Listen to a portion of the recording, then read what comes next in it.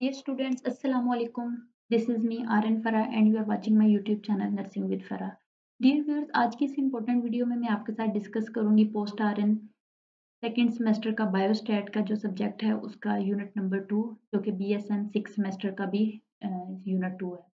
Dear viewers, आज के मेरे इम्पोर्टेंट चैप्टर का नाम है organising and displaying data. Dear viewers, जो हमारे पास डाटा होता है उसको हम किस तरह ऑर्गेनाइज करेंगे, ठीक है। ऑर्गेनाइज मतलब तरतीब देंगे और किस तरह हम उसको डिस्प्ले करेंगे, ठीक है। ये सारा कुछ मैं आपके साथ डिस्कस करूंगी। तो वक्त को ज़ाया किए बगैर बढ़ते हैं हम अपनी वीडियो की जानिब। सबसे पहले जी है हमारे पास, हम इसके ऑब्जेक्टिव में आपको बताऊंगी कि इस चैप्टर में हम बेसिकली पढ़ेंगे क्या-क्या।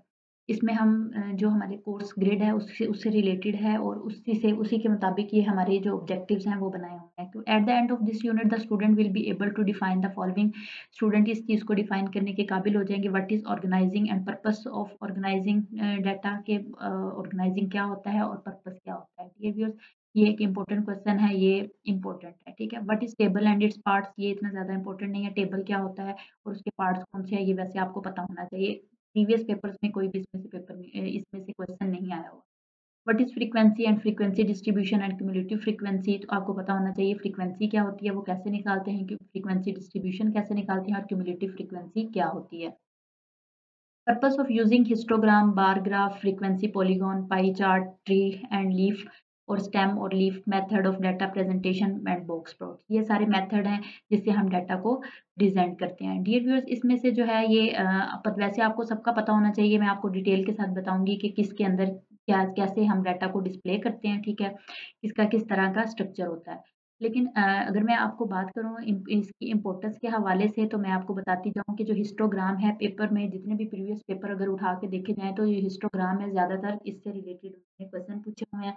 हिस्टोग्राम से ज़्यादा रिलेटेड आए हुए हैं, ठीक है। और ज़्यादा फ्रीक्वेंसी पॉलीगॉन और बाकी जो है वो कभी ऑन या ऑफ, मतलब कभी कोई एक आध को आया हो तो वो नज़रों से गुजरा हो तो हो सकता है, लेकिन ज़्यादातर जो है वो हिस्टोग्राम के बारे में और फ्रीक्वेंसी पॉलीगॉन के बारे में क्वेश्चन किए जाते हैं। ये तो हो गया हमारा बेसिक इंट्रो। तो बढ़ते हैं हम अपने चैप्टर की जानिब, डाटा ऑर्गेनाइजिंग। डियर व्यूअर्स, अगर मैं आसान वर्ड्स में आपको बताऊं कि जो हमारे पास डाटा होता है, डाटा मतलब जो हमारे पास इंफॉर्मेशन होती है, ठीक है। इंफॉर्मेशन से मुराद मतलब जैसे हमारे पास कुछ नंबर्स हैं 1 2 3 4 5, ठीक है। ये हमारे पास हमने कलेक्ट किए हैं, डाटा कलेक्ट किया है, ठीक है। तो वो हमारे पास तरतीब में नहीं है, ठीक है। पहले 4 है, फिर 5 है, फिर उसके बाद 6 है, ठीक है। उसके बाद 1 आ गया, फिर 2 आ गया, ठीक है। ये देखें, देखने में भी अच्छे नहीं लग रहे हैं, नंबर बेतरतीब बेढंगे से हैं, ठीक है। जब हम इसको तरतीब से लिख लेंगे 1 की जगह, फिर 1 2 3 4 5 6, मतलब एक तरतीब के साथ उसको लेके जाएँगे तो वो देखने में भी अच्छा लगेगा, पढ़ने वाले को भी समझ आएगी, तो ईज़ी हो जाएगा ना पढ़ने वाले के लिए भी और अच्छा भी लगेगा, ठीक है। तो यहाँ भी डाटा ऑर्गेनाइज़िंग का मतलब यही है कि डाटा को तरतीब के साथ रखना, ठीक है। इसको तरतीब के साथ रखेंगे तो हमें जो हमारे रिज़ल्ट्स हैं वो ईज़िली मिल जाएँगे, ठीक है। और हमारी प्रोडक्टिविटी जो है वो एनहांस होगी, ठीक है। हमारी जो इन्फॉर्मेशन है वो भी ठीक होंगी, ठीक है। अभी मैं आपको बताऊँगी कि डाटा ऑर्गेनाइज़िंग होता क्या है और इसमें कौन-कौन से स्टेप्स को हम इन्वॉल्व करते हैं।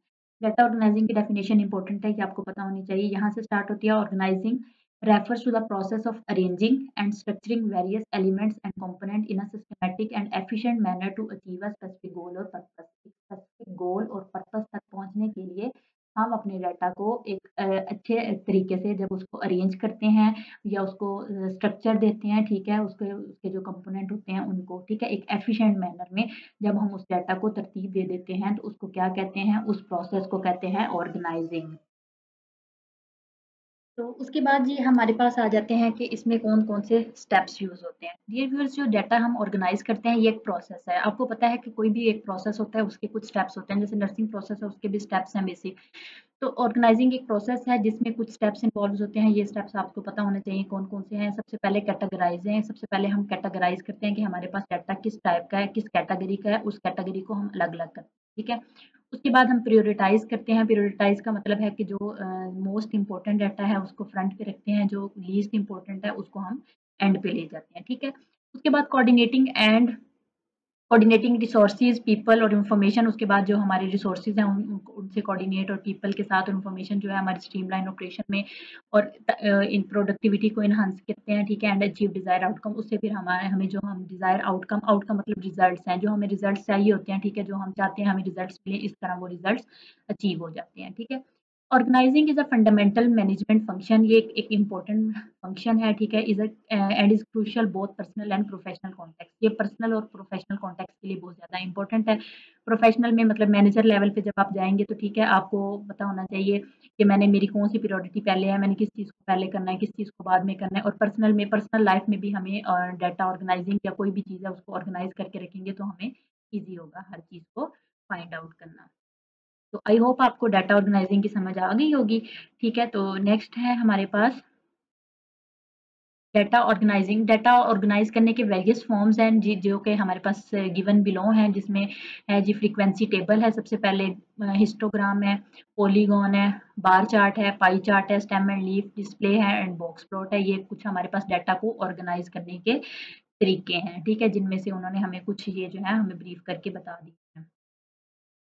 उसके बाद आता है हमारे पास जी table and its component. Dear viewers, आपने अक्सर जब भी हम अपने कोई भी मतलब बुक्स वगैरह पढ़ते थे नर्सरी में, उसमें क्या कह लें एफएससी में, या हमने कोई पढ़ी है, कोई भी टेबल हमारे पास आता था, ठीक है, 16.5 टेबल, फिर उसके नीचे वो पूरा टेबल बना होता था, डाटा को ऑर्गेनाइज करके उन्होंने लिखा होता था। ये उस टेबल की बात कर रहे हैं कि टेबल्स और उसके कंपोनेंट कौन कौन से हैं। वो कहते हैं सबसे पहले टेबल की डेफिनेशन है, table is a structure structured arranged of data in rows and columns. उसमें रोज होती हैं, ठीक है, रोज ऐसे लेंथ वाइज जो हॉरिजॉन्टल होती हैं, और कॉलम जो होते हैं वो वर्टिकल्स होते हैं, ठीक है। ये भी एक इम्पोर्टेंट है, मतलब वैसे तो सबको पता होगा लेकिन मैं आपको बताती जाऊँ, रोज जो होती हैं, जिनको नहीं पता, रोज जो होती हैं हॉरिजॉन्टल होती हैं, कॉलम जो होते हैं वर्टिकल होते हैं।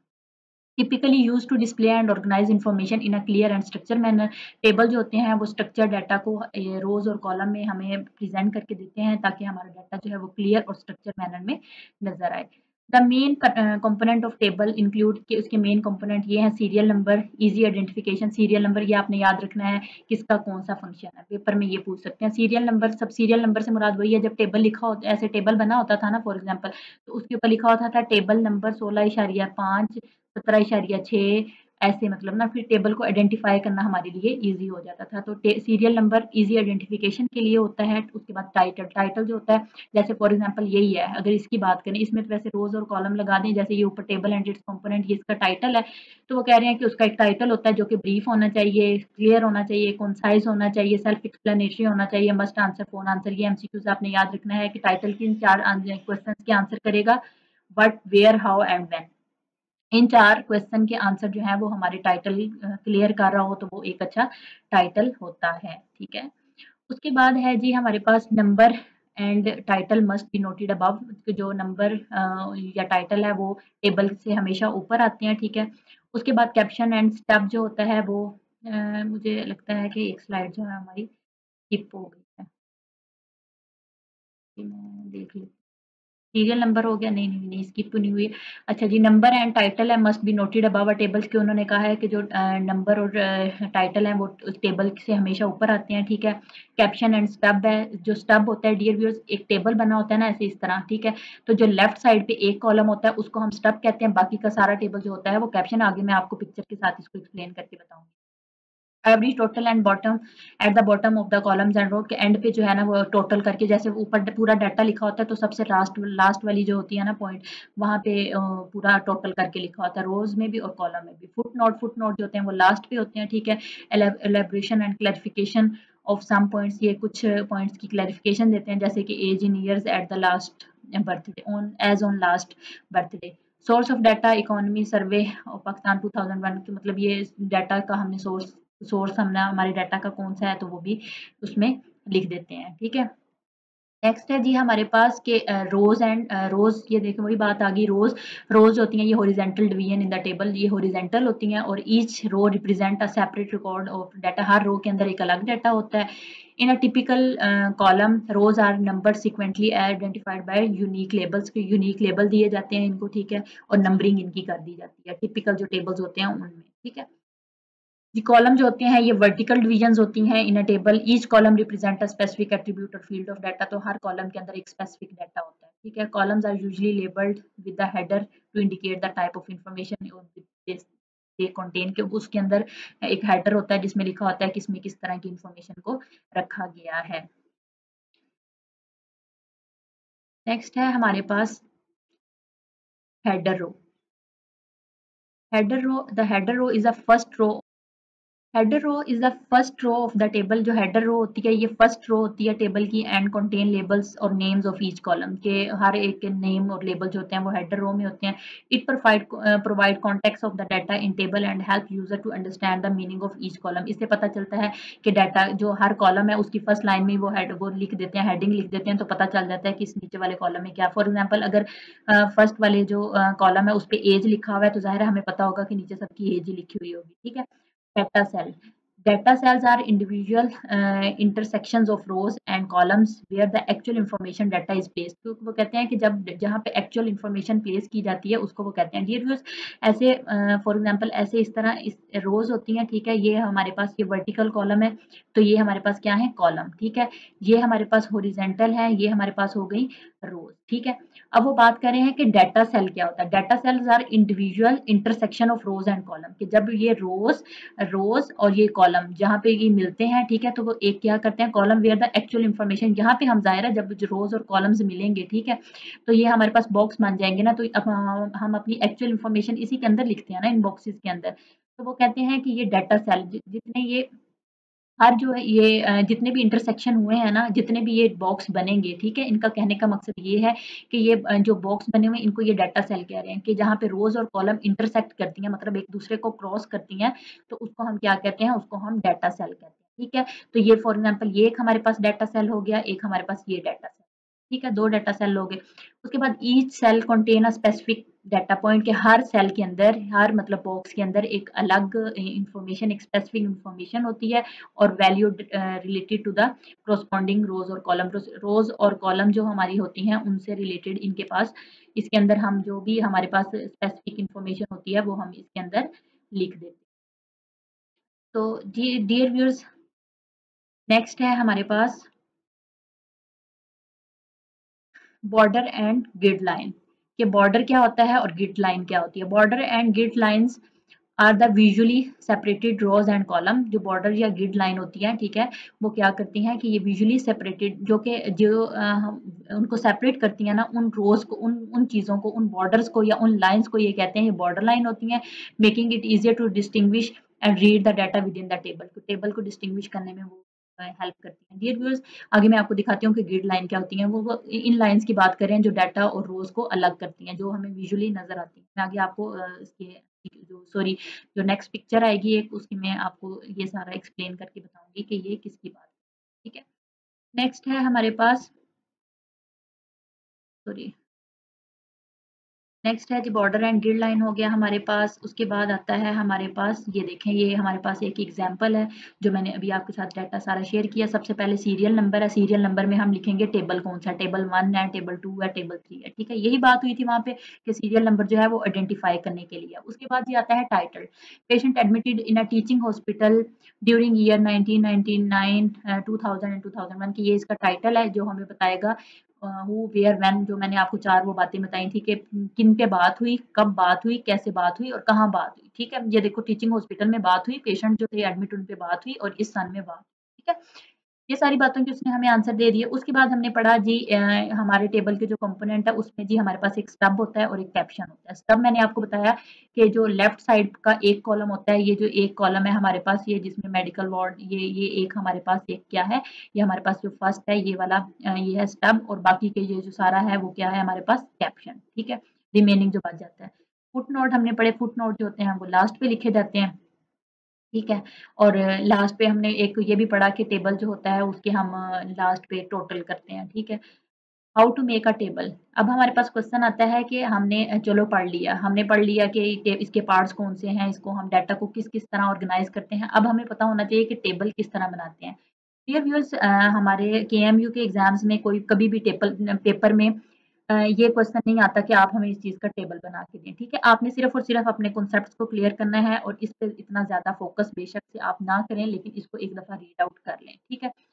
मैं आपको क्लियरली बताती हूँ कि किन चीज़ों पे आपने ज़्यादा फोकस करना है। ये चैप्टर फर्स्ट चैप्टर की निस्बत इतना ज़्यादा इम्पोर्टेंट नहीं है, लेकिन ये है कि आप अच्छे जीपीए के लिए आपको सारे चैप्टर को अच्छे तरीके से पढ़ना चाहिए। ठीक है। इसमें से एमसीक्यूज बहुत काम आते हैं। ठीक है। इतने ज़्यादा एमसीक्यूज इसमें से नहीं आते। How to make a table, table किस तरह बनाते हैं, वो कहते हैं कि study of number of children in families, ये हमें दिया होता है कि एन हमारे पास 30 है कि कितने चिल्ड्रन है फैमिली में, ठीक है, ये हमारे पास डाटा है, ठीक है।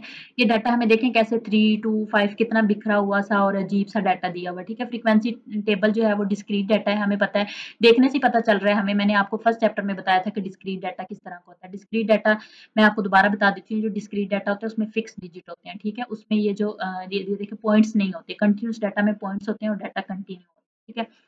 वो कहते हैं कि अब जब हमने इसका फ्रीक्वेंसी टेबल बनाना है, ठीक है, हमारे पास डिस्क्रीट डाटा दिया हुआ है, तो study of number of children in family कितने एन हमारे पास 30 है, ठीक है। डाटा हमारे पास ये है। सबसे पहले हम क्या करेंगे, हम डाटा को ऑर्गेनाइज करेंगे। स्टेप 1 हमारा क्या है, अरेंजिंग। आपने ना ये बात याद रखनी है कि स्टेप 1 में क्या है, स्टेप 2 में क्या है, स्टेप 3 में क्या है, स्टेप 4 में क्या है। आपसे को पर पेपर में ये पूछ सकते हैं।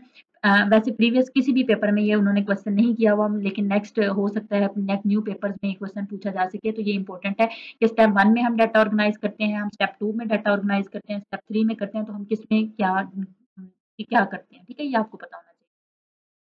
सबसे पहले हम असेंडिंग ऑर्डर, असेंडिंग ऑर्डर से मुराद है कि छोटे से बड़े की जानिब। सबसे पहले हम अपने डाटा को असेंडिंग ऑर्डर में तरतीब देंगे, ठीक है जी। हमारे पास ये सारा डाटा दिया हुआ है, हम पहले 0 वाले सारे लिखेंगे, फिर 1 वाले, जितनी जितनी दफ़ा लिखे हुए हैं वो सारे डाटा को हम यहाँ पे ऑर्गेनाइज करके लिख देंगे। नंबर 2 पे हम क्या करेंगे, फ्रीक्वेंसी टेबल को ड्रा करेंगे। फ्रीक्वेंसी टेबल हम किस तरह ड्रा करेंगे, वो जी हमारे पास ये आ गया फ्रीक्वेंसी टेबल, ठीक है। फ्रीक्वेंसी टेबल में सबसे पहले नंबर ऑफ चिल्ड्रन हमारे पास आएँगे, उसके बाद फ्रीक्वेंसी आपने याद करना है कि सबसे पहले हमारे पास टोटल जितना भी वो डाटा दिया होता है वो आता है, फिर उसके बाद फ्रीक्वेंसी आती है, उसके बाद रिलेटिव फ्रीक्वेंसी, उसके बाद क्युमुलेटिव फ्रीक्वेंसी, उसके बाद क्युमुलेटिव रिलेटिव फ्रीक्वेंसी, ठीक है। सबसे पहले नंबर ऑफ चाइल्ड है, ठीक है। हमारे पास हमने जो ये जो हमारे पास डाटा सारा दिया हुआ था वो हमने लिख लिया है, ठीक है। 0 1 2 3 4 5 6 मतलब जो सारे डिजिट्स जो थे ना, जो 3 3 4 4 दफ़ा भी थे ना, वो भी हमने एक दफ़ा लिखा। उसके बाद आती है जी फ्रीक्वेंसी। फ्रीक्वेंसी आपको पता होना चाहिए कि फ्रीक्वेंसी क्या होती है। डियर व्यूअर्स, फ्रीक्वेंसी का से मुराद है कि ये जो हमें उन्होंने हमें ये सारा डाटा दिया ना, जिसको हमने असेंडिंग ऑर्डर में अरेंज किया, ठीक है। उसमें 0 जो है वो कितनी दफ़ा आया है। फॉर एग्ज़ाम्पल अभी हम जब अगर डाटा की बात करें, ठीक है, अगर हम पिछली स्लाइड पे जाएँ, ठीक है, ये देखिए हमारे पास 0 जो है वो कितनी दफ़ा आया है, 2 दफ़ा। 1 कितनी दफ़ा आया है, 3 दफ़ा, ठीक है। तो ये फ्रीक्वेंसी में देखें कि 0 हमारे पास कितनी दफ़ा है, 2 दफ़ा, तो फ्रीक्वेंसी 2 है। 1 कितनी दफ़ा है, तो 3 है। तो ये आपने वहाँ से काउंट करके यहाँ पे लिख देना, तो ये हमारी फ्रीक्वेंसी होती है। उसके बाद ये रिलेटिव फ्रीक्वेंसी क्या होती है, रिलेटिव फ्रीक्वेंसी ये होती है कि जब हम अपनी फ्रीक्वेंसी, ये जो हमारे पास ये सारा डाटा दिया हुआ है, ठीक है, इनको जब हम प्लस करेंगे ना, 2 + 3 5 5 फिर इन सारे डाटा को, तो हमारे पास ना 30 आएगा, ठीक है। फ्रीक्वेंसी जो है मतलब ये सॉरी मैंने गलत बता दिया, मैं मेरे से मिसप्रिंट हो गया थोड़ा-सा। तो वो कह रहे हैं कि ये जो फ्रीक्वेंसी है, ये सारे जितने भी हमारे पास नंबर है ना 30, हमारे पास उन्होंने एन हमें खुद ही बता दिया था कि हमारे पास क्या है, 30 है। ये एन हमारे पास 30 है, ठीक है।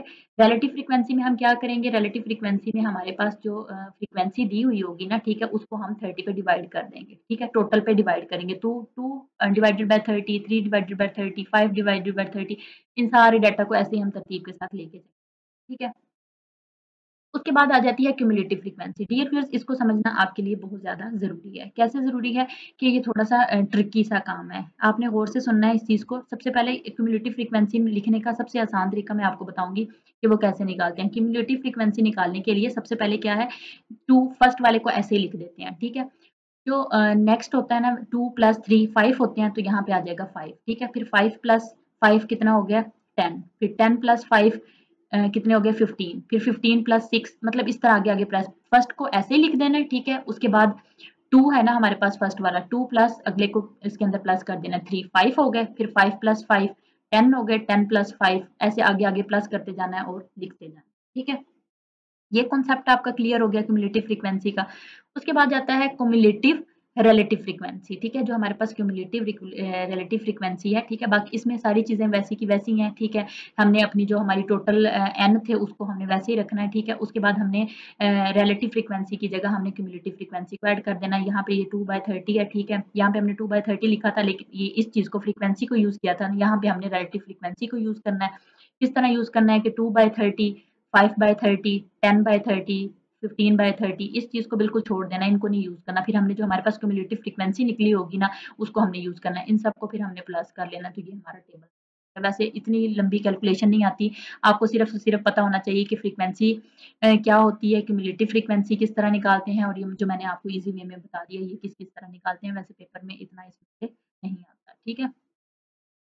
नेक्स्ट है हमारे पास जी एडवांटेजेस ऑफ डायग्राम।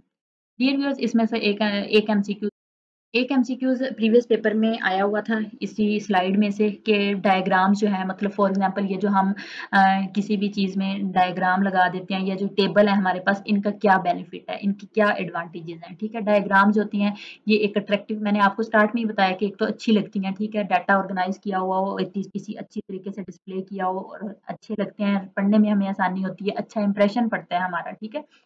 तो जो डायग्राम्स होती हैं ये अट्रैक्टिव एमसीक्यूज कुछ इस तरह आया हुआ था कि what are the advantages of all, which one of the followings are the advantages of diagram. तो it looks attractive, have effective impression, या रेडली इंटेलिजिबल। तो ऑल ऑफ अबव इसका आंसर था। तो ये एक एमसीक्यू पेपर में आया हुआ था, ये आपने याद रखना है कि इसके फ़ायदे हैं कि ये एक तो अट्रैक्टिव लगती हैं, ठीक है। उसके बाद ये इफ़ेक्टिव इंप्रेशन, अच्छा इंप्रेशन डालती हैं देखने वाले पे, पढ़ने वाले पे। उसके बाद ये रेडली इंटेलिजिबल, तो इंटेलिजिबल होती हैं, ठीक है। उसके बाद जी फैसिलिटेट कंपैरिज़न, कंपैरिज़न करने में ये ईज़ी हमें होती हैं, ठीक है। उसके बाद अगर इसके कुछ बेनिफिट्स हैं तो कुछ लिमिटेशंस हैं। लिमिटेशन मतलब इसके कुछ नुकसानात भी हैं। गिव अप्रॉक्सिमेट रिजल्ट्स, हम जो टेबल होता है उसमें हम ज़्यादा डिटेल में डाटा नहीं लिख सकते, उसमें सिर्फ हम अप्रॉक्सिमेट रिजल्ट लिख सकते हैं, ठीक है। Need technical hands to construct, हर बंदा टेबल नहीं बना सकता, हर एक के लिए मुश्किल होता है, तो इसके लिए टेक्निकल हैंड्स चाहिए होते हैं, एक्सपर्ट बंदा होना चाहिए जो टेबल बनाना चाहिए, इसकी ये लिमिटेशन में आता है, ठीक है। ये जो इसकी शॉर्ट कमिंग्स हैं और जो इसकी स्ट्रेंथ्स हैं ये आपने याद कर लेनी है। उसके बाद आता है हमारे पास बार ग्राफ। डियर व्यूअर्स, सबसे पहले बार ग्राफ है। बार ग्राफ होता क्या है? बार ग्राफ की डेफिनेशन आपको पता होनी चाहिए। बार ग्राफ का दूसरा नाम बार चार्ट भी है, ठीक है। अगर बात हो बार चार्ट या बार ग्राफ तो ये दोनों एक ही चीज है। A bar graph also known as bar chart is a graphical representation of data using rectangular bars. इसमें रेक्टेंगुलर बार्स यूज होती हैं, column and varying length, show and compare the value of different categories और data group के different groups और category को represent करने के लिए उसमें रेक्टेंगुलर बार्स यूज होती हैं। Here how it works and some common uses, को ये किस तरह काम करती है, उसके कॉमन यूजेस क्या हैं। तो वो कहते हैं कंपोनेंट ऑफ बार ग्राफ में एक्स एक्सिस होता है, जो कि हमें पता है जब इस तरह एक चार्ट बनता है, मैं आपको बना के दिखाती हूँ। जब इस तरह हमारे पास एक ग्राफ बनता है, ठीक है, तो उसका एक हमें पता है एक एक्स एक्सिस होता है, ठीक है, और एक वाई एक्सिस होता है, ठीक है। तो वो इसी की बात कर रहे हैं कि जी हॉरिजेंटल, जो हॉरिजेंटल मैंने आपको बताया हॉरिजेंटल इस तरह होता है, ठीक है। Horizontal axis represent the category और ग्रुप ऑफ बीइंग कंपेयर्ड, कि इसमें इसमें वो ग्रुप करते हैं जिसको हमने कंपेयर करना होता है, ठीक है। इसमें वो चीज़ लिखते हैं। और अगला जो है वो हमारे पास होता है जी वाई एक्सिस, उसमें हम क्या करते हैं, Y axis the vertical axis. Vertical axis ये मैंने बताया था हॉरिजेंटल है, तो जो बार वो होता है वो इस तरह होता है, वो वर्टिकल होता है, ऊपर से नीचे की तरफ आता है, ठीक है। एंड मेजरमेंट एंड बीइंग, उसके बाद ये बार्स होती हैं, ठीक है। बार्स जो होती हैं ये रेक्टेंगुलर, आपको मैंने पहले ही बताया है कि ये रेक्टेंगुलर बार्स होती हैं, ठीक है, जो कि हमारे डाटा को प्रेजेंट करने में हेल्प करते हैं और हम चीज़ों को कंपेयर करने में। आपने अक्सर देखा होगा कि हमारे पास ग्राफ शो होते हैं, ठीक है। ग्राफ्स जो होते हैं वो हमारे डाटा को इजीली आइडेंटिफाई करने में और हमें समझने में मदद देते हैं कि अगर किसी की एज लिखी होती है, ठीक है, किस तक है, तो वो अक्सर उससे हमें डाटा को रीड आउट करने में ईजी हो जाता है, ठीक है जी। अब हमने पढ़ लिया कि जी बार्स क्या होती हैं। बार की डेफिनेशन है, rectangular bars are drawn of each category और group with the height and length of each bar proportional to the value of it represent, तो वो इसके प्रोपोर्शनल होती हैं। अगर एक चीज बढ़ रही है तो वो दूसरी भी बढ़ रही है। Labels are used to provide context and numeric values for each bar, के जो लेबल्स होते हैं वो हर एक की वैल्यू को और कॉन्टेक्स्ट को की वैल्यू को शो कर रहे हो।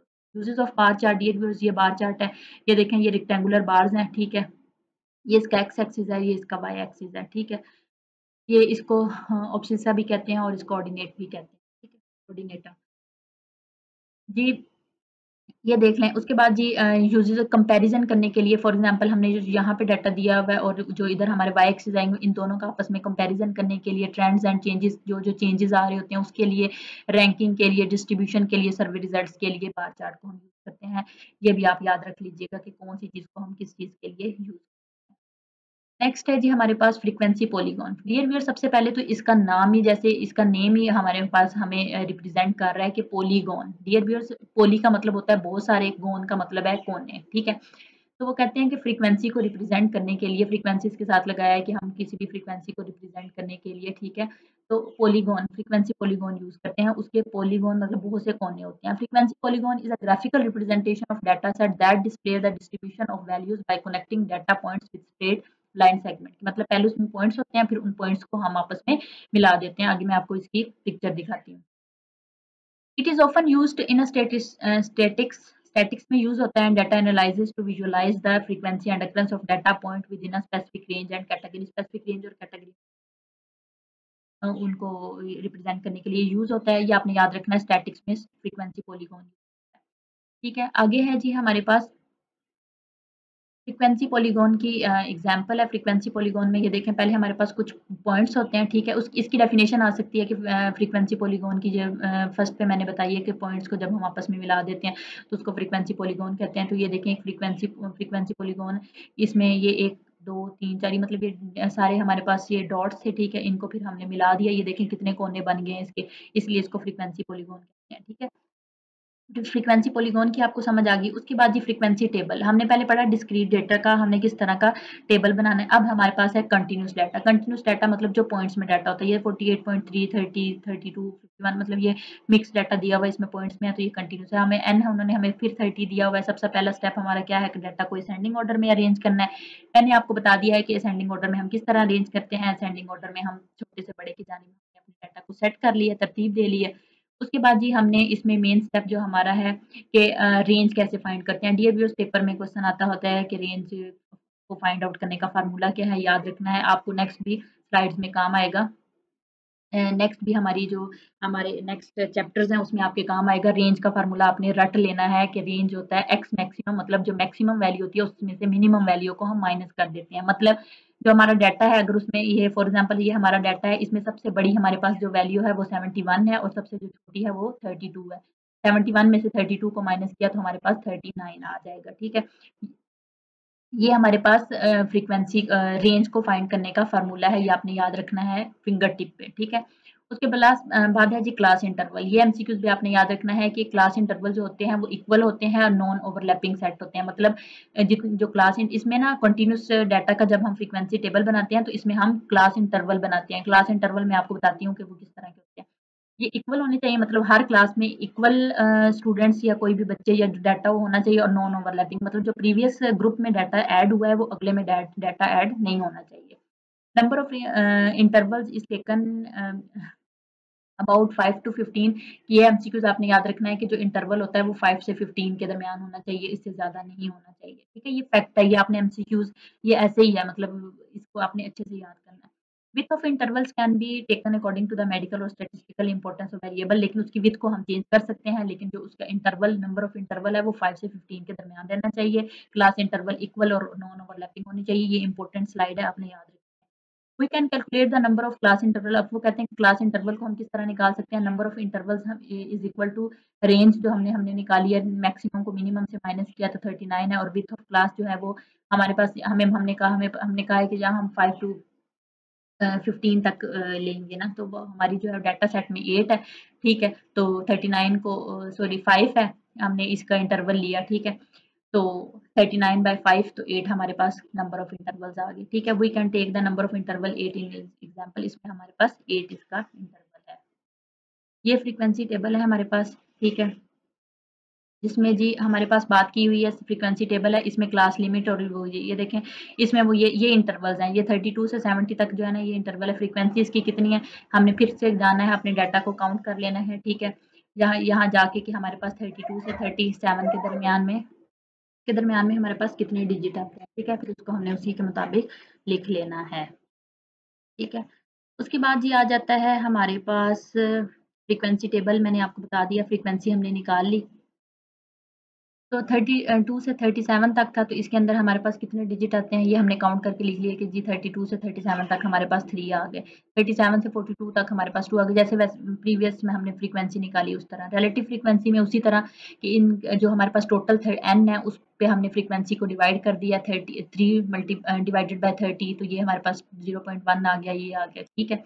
उसी तरह जैसे हमने पिछली वीडियो में किया। उसके बाद क्यूमुलेटिव फ्रीक्वेंसी सेम उसी तरह हमने निकाली है कि 3 को ऐसे ही लिख दिया, ठीक है। उसके बाद 3 + 2 5 5+3 8, 8+4 12, 12+7 19, तो ये हमारे पास क्यूमुलेटिव फ्रीक्वेंसी निकल आई। ठीक है, उसके बाद क्यूमुलेटिव रिलेटिव फ्रीक्वेंसी, इसमें क्या करेंगे तो जी हम क्यूमुलेटिव फ्रीक्वेंसी को पहले लिखेंगे और एन पे उसको डिवाइड करते जाएंगे, 3/30, 5/30, 8/30, और ये एन पे उसको सबको प्लस कर लेंगे।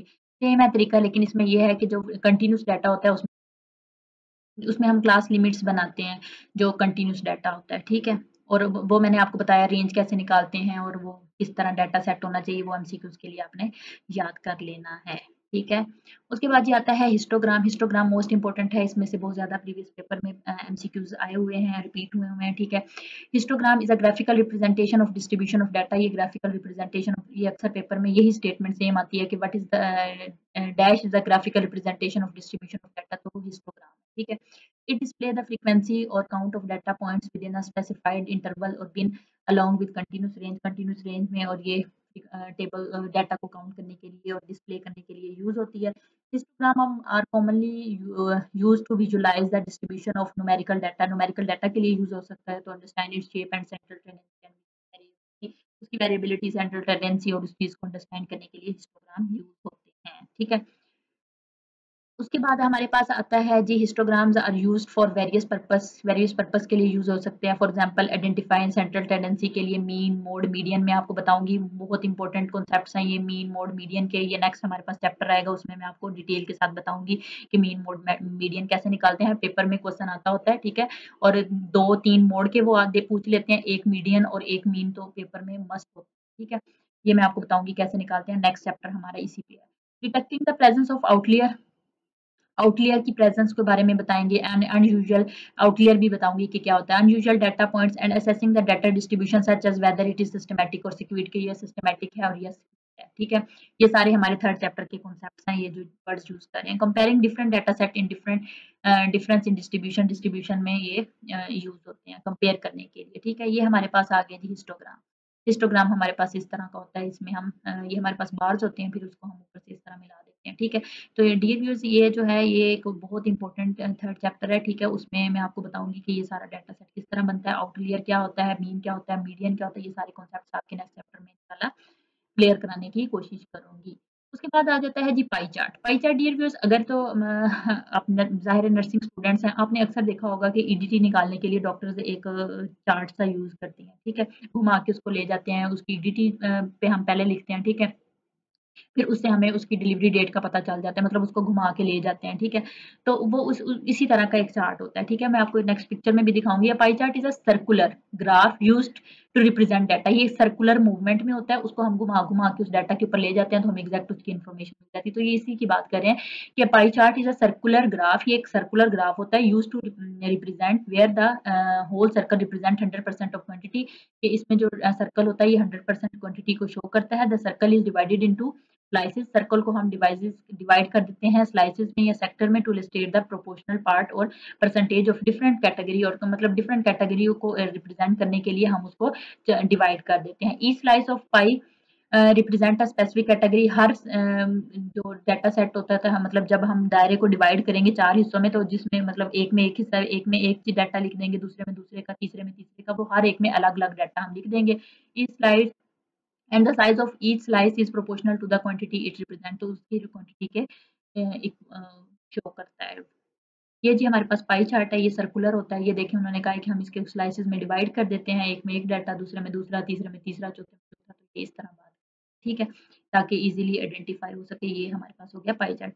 Tree and T flat pattern. T viewers, ये बहुत ही ज्यादा इंटरेस्टिंग है। ठीक है, इसको समझेंगे तो आपको मजा आएगा इसको समझ के। ठीक है, इसमें ये देखें ट्री एंड लीफ पैटर्न में we use it show directly quantitative data. ये आपने ये बात याद रखनी है कि ट्री एंड टी लीफ ये सारा ही डाटा जो है हमारे पास क्वांटिटेटिव के लिए ये सारी चीजें यूज हो रही हैं। ठीक है, we organize data determining the number of division 5 to 15। हमें पता है 5 to 15 के दरमियान में जब हम डाटा को ऑर्गेनाइज कर देते हैं, डिटरमाइन कर देते हैं और ऑर्गेनाइज भी कर देते हैं। ठीक है, we plot a vertical line. हम एक वर्टिकल लाइन ड्रा करते हैं। ठीक है, वर्टिकल लाइन से मुराद हमारे पास ये इस सॉरी कि हम उसको एक सीधी लाइन ड्रा कर देते हैं। ठीक है, उसके बाद क्या करते हैं, category left of the line, जो लेफ्ट पे होता है। ठीक है, जो इस साइड पे लेफ्ट पे होगा वो हमारे पास ट्री होगा, और जो बाकी इस साइड पे होगा, राइट साइड पे होगा, वो हमारे पास लीव्स होंगे। आगे मैं आपको इसकी एग्जांपल दिखाती हूँ, आगे इसकी पिक्चर दिखाती हूँ। ठीक है, ये देखें, डियर व्यूअर्स, ये हमारे पास डाटा दिया हुआ था उन्होंने, ठीक है, ये डाटा है, ये एज है, ठीक है। अगर ये डाटा उन्होंने हमें नहीं दिया होगा ना, ठीक, मतलब ऐसे तरतीब से नहीं दिया होगा, पहले ये 66 है फिर 59 है, ये हमने हर टेबल बनाने से पहले इस डाटा को असेंडिंग ऑर्डर में अरेंज करना है, ठीक है। ये देखें 32 है, 32 हमारे पास 2 दफ़ा है भाई, ये उसके बाद 36 है, 40 है, 41 है, हमने पहले इसको अरेंज कर लिया, ठीक है। उसके बाद ये इसकी बात करें ट्री एंड लीफ, एक हम वर्टिकल लाइन लगाएँगे, ठीक है। वर्टिकल लाइन लगाने के बाद जो हमारे पास लेफ्ट पे होगा वो हमारे पास ट्री है, जो राइट पे होगा वो हमारे पास लीव्स हैं। ये देखें 3 है ना, हमने 3 को लिखा, 3 के साथ हमारे पास ये कितनी दफ़ा 2 है, ये 3 हमारे पास हमने एक दफ़ा लिख दिया, लेकिन इसके साथ एक दफ़ा 2 है, फिर 2 है, फिर 6 है, तो ये 2 2 6 जो है वो हम यहाँ पे लिख देंगे। उसके बाद हम 4 लिखेंगे, 4 के साथ 0 1 2 3 4 5 9, तो ये हम 4 एक दफ़ा लिख के फिर आगे जितने भी उसके आगे डिजिट हैं वो लिख देंगे। उसके बाद 5 लिखेंगे, उसके बाद उसके आगे 7 है, 9 है, 2 ही है, 7 और 9 लिख देंगे। 6 है, 6 के आगे जितने भी वो डिजिट हैं उसको हम आगे इस पे लिख देंगे। मतलब ये कि ये एक ट्री है, ठीक है, और ये इसके आगे ये पत्ते बने हुए हैं, ठीक है। इसका कहने का मकसद ये है। फ्रीक्वेंसी भी फिर हम इनको प्लस करके निकाल लेंगे। हमें पता है कि जो जितना भी मतलब जो ट्री में बातें हैं वो सारी फ्रीक्वेंसी हमें पता है कि 1 2 3 32 32 36, तो ये कितनी दफ़ा हमारे पास आए हुए हैं, तो ये हमारे पास आए हुए हैं, ये 3 इसकी फ्रीक्वेंसी है, ठीक है। और उसके बाद 1 2 3 4 5 6 ये इसकी 6 फ्रीक्वेंसी है। उसके बाद 1 2 ये 2 है इसकी फ्रीक्वेंसी, ये इसकी इस तरह फ्रीक्वेंसी निकलती है, ठीक है।